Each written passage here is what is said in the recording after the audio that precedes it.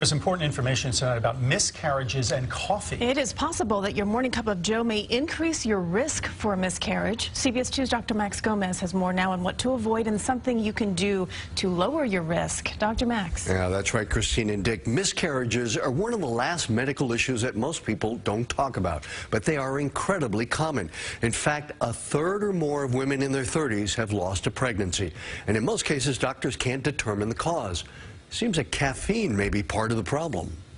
Pregnancy loss or miscarriage is an equal opportunity medical problem.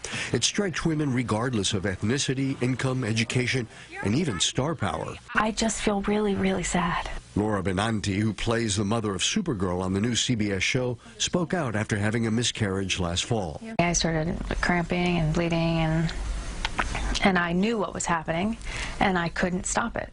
Sometimes the miscarriage is due to genetic or other defects in the embryo or to medical conditions in the mother, but often the cause remains a mystery. Now there's a clue. We followed couples every day from when they started trying to get pregnant through 7 weeks after they became pregnant.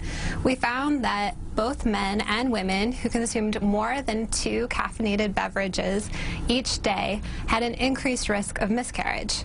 Dr. Sapra and researchers from the National Institute of Child Health and Human Development and Ohio State University examined data from 344 couples from Michigan and Texas.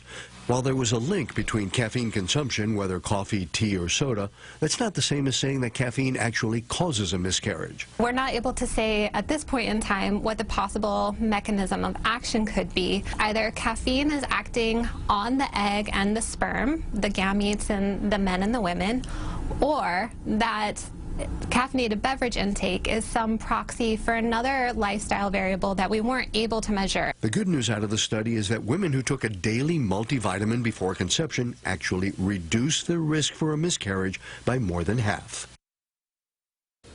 Now, before you panic and drop your cup of coffee, I should repeat that these sorts of epidemiologic studies don't prove cause and effect, and it seems that drinking up to 2 cups a day of caffeinated beverages did not increase the risk for miscarriage.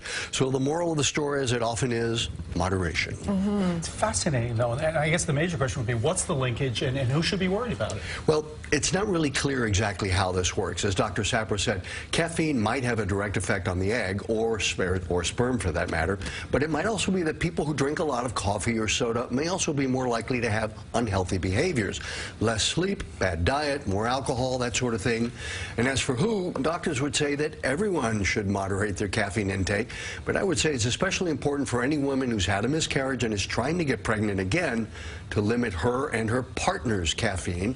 And she should also be taking a daily multivitamin before conception, both to prevent miscarriage, but also anything with folic acid in it. The multivitamins help prevent brain and spinal cord malformations. You know, before I had my first child, I gave up soda. I was a huge soda drinker. I haven't drank it since, but I don't know. It was just one of those things. I was like, cold turkey, done, and then now I don't have the taste for it. So you just get rid of it, and then you don't even miss it. But it was that whole caffeine thing that worried me. Yeah, well, she's into the double espressos. That's a good thing. That's right, exactly.